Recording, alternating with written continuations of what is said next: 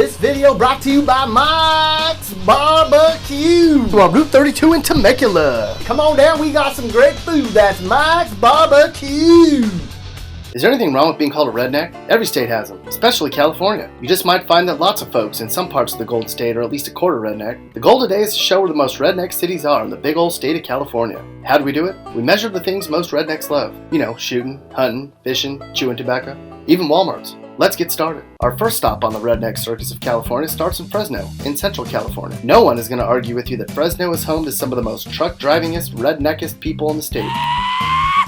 Fresno has tons of dollar stores, bars, and tobacco shops, plus 9 Walmarts in town. What does a Fresno redneck do when one Walmart is out of Bud Light? He goes to the other one. You know there's lots of rednecks in Hayfork, a little place tucked along the Shasta National Forest. Just the name of the place sounds necky. Hayfork ranks 20th for bars, has a 72% graduation rate, and is 10th for trailer parks in California. According to locals, there's great hunting all over these hills, where a redneck could spend all weekend shooting at stuff. Heck, a baby redneck could spend his entire life in Hayfork and never have to leave. Just a short truck drive away from Hayfork is the booming city of Redding. There seems to be a debate online whether or not Redding has more meth heads or rednecks. When you consider that Redding has the second most bars per capita and is third in California for fishing, it's clear that rednecks rule the day in Redding. Fact is, Redding is simply a magnet for rednecks in the Central Valley. Nearby is Shasta Lake, which has some of the best bass and trout fishing around. Go! A Redding redneck knows which lures, jigs, and crankbaits get the fish a-biting. If you live in Southern California, then you'd certainly agree that Paris is just crawling with necks. This place is home to nothing more than trailer parks, dollar stores, big loud trucks, and high school dropouts. 4 in 10 people in Paris never got a high school diploma, and as we know,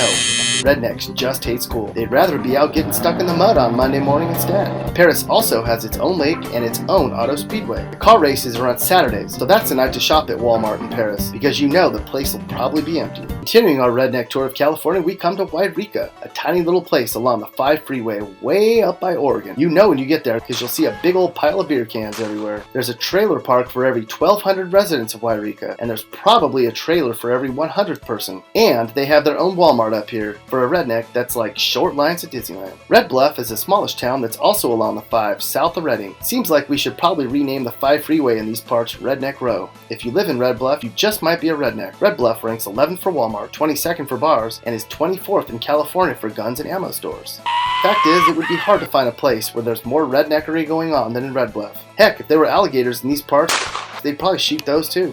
This is Mike at Mike's Barbecue again. Did I mention that we got gator? We got some good gator. Come down and try our gator, or we will throw in some hush puppies. That's Mike's Barbecue on Route 32 in Temecula.